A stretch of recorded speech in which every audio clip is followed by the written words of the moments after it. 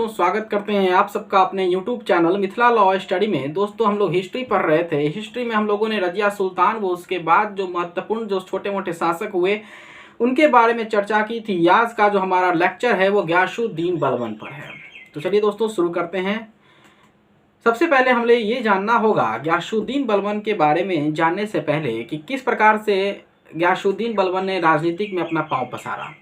दोस्तों, इतिहास में रजिया सुल्तान के समय से गयासुद्दीन बलबन की चर्चा मिलती है। रजिया सुल्तान के समय में जो गयासुद्दीन बलबन था वो अमीर ए शिकार के पोस्ट पर था।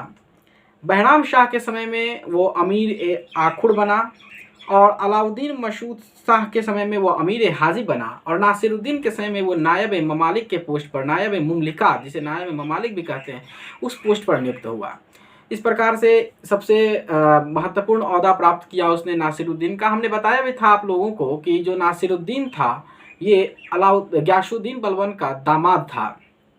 हालांकि नासिरुद्दीन के समय में कुछ महीनों के लिए गयासुद्दीन बलबन को झांसी का गवर्नर भी इख्तियार बना करके भेजा गया था, लेकिन पुनः गयासुद्दीन बलबन नायब ए ममालिक के पोस्ट पर नियुक्त होता है। अब दोस्तों, गयासुद्दीन बलबन की चर्चा करते हैं। ये जो गयासुद्दीन बलबन है ये अपना संबंध ईरान के शासक अफरासियाब से जोड़ा करता था। दोस्तों, जो गयासुद्दीन बलबन था वो दल चालीसा का सदस्य था, लेकिन वो देखता है कि किस प्रकार से रजिया के मृत्यु के बाद दल चालीसा वाले का शासन के कार्यों में, प्रशासन के कार्यों में बहुत ज़्यादा हस्तक्षेप हो गया था। उसके अलावा दल चालीसा वालों से हमेशा सलाह मशवरा करके निर्णय लेने पड़ते थे। इसलिए गयासुद्दीन बलबन ने बहुत ही समझदारी पूर्वक दल चालीसा को समाप्त कर दिया। लेकिन गयासुद्दीन बलबन स्वयं भी पहले दल चालीसा का ही मेंबर था। तो इस प्रकार से हम लोग ये देख सकते हैं कि दल चालीसा को स्थापित करने वाले शासक का नाम इल्तुतमिश और दल चालीसा को समाप्त करने वाले शासक का नाम गयासुद्दीन बलबन। अब दोस्तों, हम लोग ये भी जान लेते हैं कि गयासुद्दीन बलबन ने दो ईरानी परंपराओं के जो ईरानी जो शासक थे वो जो ओहदा प्राप्त किया करते थे उसी में से दो ओहदा गयासुद्दीन बलबन ने प्राप्त किया, अपने आप को ले लिया। पहला था जिल्ले इलाही और दूसरा था नियबत खुदाई। जिल्ले इलाही का मतलब होता है ईश्वर का प्रतिछाया और नियबत खुदाई का मतलब होता है ईश्वर का प्रतिनिधि। इन दो प्रकार के टाइटल उसने धारण किए।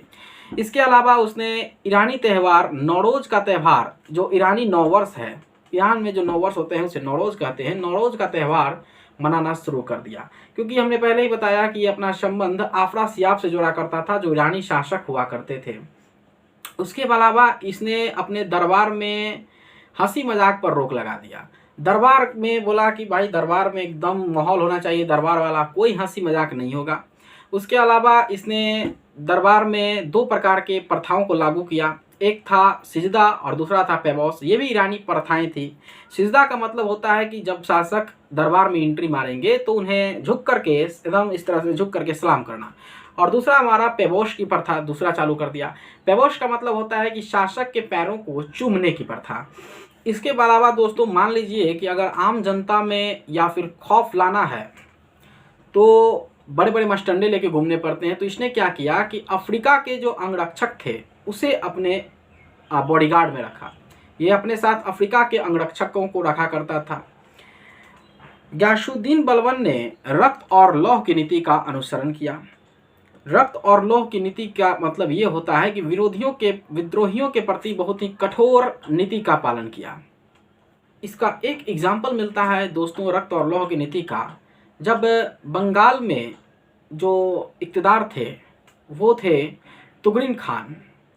तुगरिन खान ने बंगाल में अपने आप को गयासुद्दीन बलबन के खिलाफ विद्रोह कर दिया। कहा कि मैं गयासुद्दीन बलबन के अंदर में नहीं रहूँगा, मैं एक स्वतंत्र शासक हूँ। इस विद्रोह को दबाने के लिए गयासुद्दीन बलबन ने बंगाल के इक़्तिदार अमीन खान को भेजा, लेकिन अमीन खान असफल रहता है तुगरिन खान के विद्रोह को दबाने के लिए।